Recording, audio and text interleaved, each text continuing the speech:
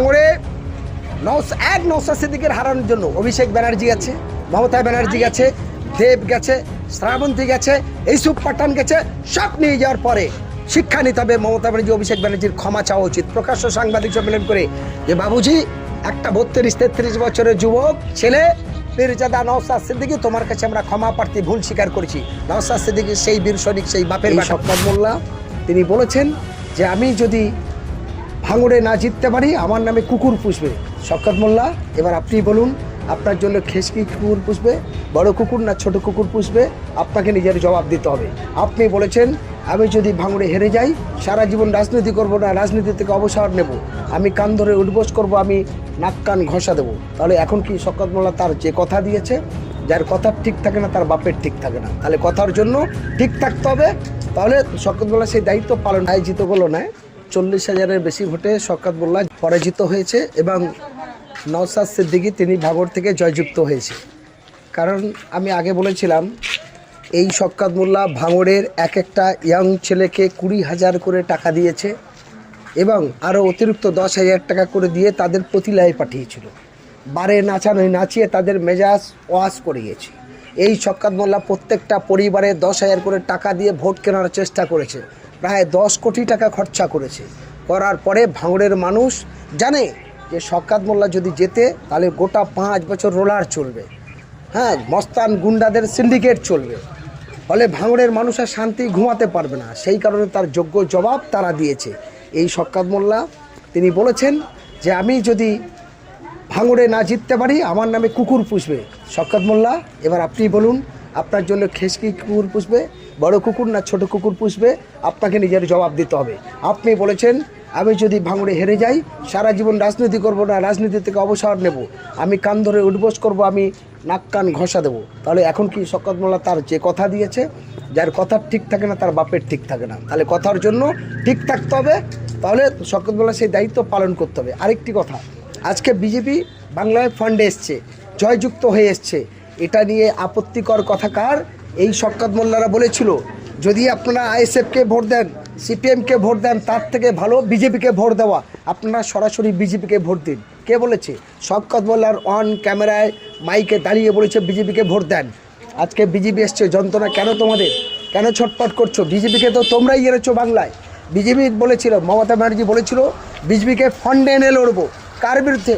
CPM আইএসএফের বিরুদ্ধে বলেছিল ফান্ডে এনে লড়বো। আজকে সেই বিজেপির ফান্ডে আনতে হয়নি, তারা যে কোনো প্রকারে তারা সংখ্যাগরিষ্ঠতা লাভ করেছে। এই দায় কার? এই দায় বাংলার মানুষের নয়, এই দায় হলো তৃণমূল কংগ্রেসের। তাদের জন্যই বিজেপি আজকের এই ফান্ডে। আগামী দিনে এই বাংলার যদি হিংসামুক্ত সুষ্ঠু সমাজ গড়তে হয়, বাংলার মানুষের যদি শান্তি সংহতি গড়তে হয়, তাহলে এখনই তৃণমূলকে সম্পূর্ণ ত্যাগ করে জিরো করে সবাই মিলে একসঙ্গে সংযুক্ত মোর্চার হাত ধরাটা দরকার, অর্থাৎ আইএসএফের হাত ধরা দরকার বা হুমায়ুন কবিরের আমজনতা উন্নয়ন পার্টির হাত ধরা দরকার, যারা মুখে যা বলে কাজে তা করে দেখায়।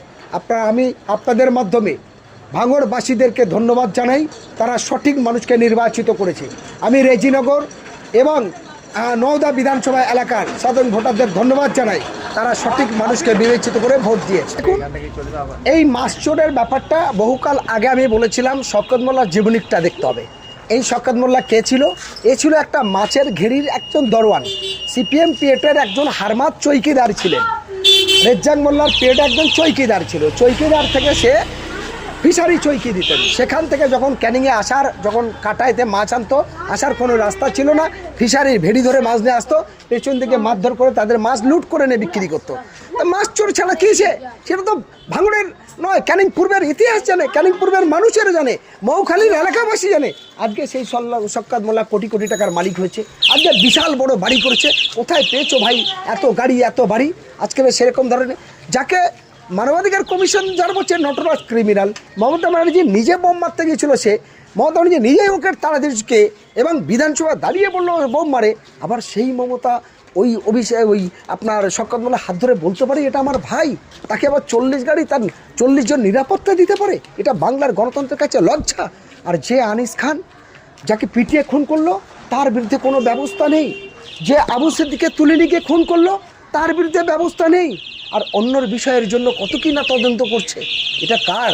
এই লজ্জা বাংলার। আমি জানি ভাঙড়ে নওশাদ সিদ্দিকীর হারানোর জন্য অভিষেক ব্যানার্জি গেছে, মমতা ব্যানার্জি গেছে, দেব গেছে, শ্রাবন্তী গেছে, ইউসুফ পাঠান গেছে। সব নিয়ে যাওয়ার পরে শিক্ষা নিতে হবে মমতা ব্যানার্জি, অভিষেক ব্যানার্জির ক্ষমা চাওয়া উচিত প্রকাশ্য সাংবাদিক সম্মেলন করে, যে বাবুজি একটা 32-33 বছরের যুবক ছেলে পীরজাদা নওশাদ সিদ্দিকী, তোমার কাছে আমরা ক্ষমা প্রার্থী, ভুল স্বীকার করেছি। নওশাদ সিদ্দিকী সেই বীর সৈনিক, সেই বাপের বাটা, মাথার টুপি খোলেনি, দাড়ি খোলেনি এবং পায়জামা পাঞ্জাবি পরে একই স্লোগান রেখেছে, হিন্দু আমার মা বোন, দলিত আমার মা বোন, মুসলমান আমার ভাই বোন, আমরা সবাই মানুষ, একত্রভাবে থাকতে পারি। কাসেম সিদ্দিকীর মতো প্রতারণা করেনি। একবার টুপি খুলেছে, একবার বলছে আগুনে ঝাঁপ দিতে পারি। আল্লাহর প্রতি তার বিশ্বাস ছিল না, ভরসা ছিল না, সমাজের প্রতি তার বিশ্বাস ভরসা ছিল না, তাকেই বলা যায় ভণ্ড। কিন্তু নওশাদ সিদ্দিকী সঠিক পথে ছিল, সঠিক পথে আছে। আগামী দিনে বাংলার অদূর ভবিষ্যতের জন্য উজ্জ্বল নক্ষত্র।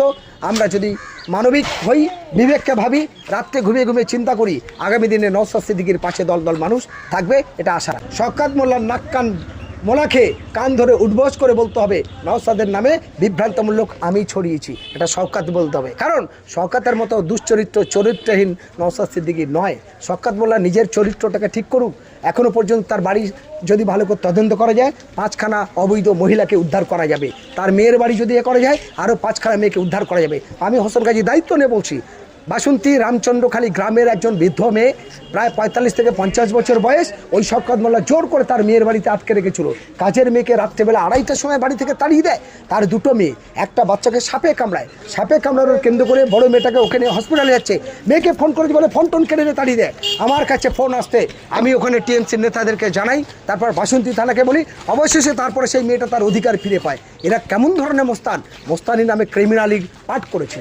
এরা দাঁড়িয়ে আমার বলার, যা হওয়ার তা হয়েছে, এখন তৃণমূল শিক্ষা পাক এবং বাংলায় যারা এসেছে তারা নিরপেক্ষ ভূমিকা পালন করুক।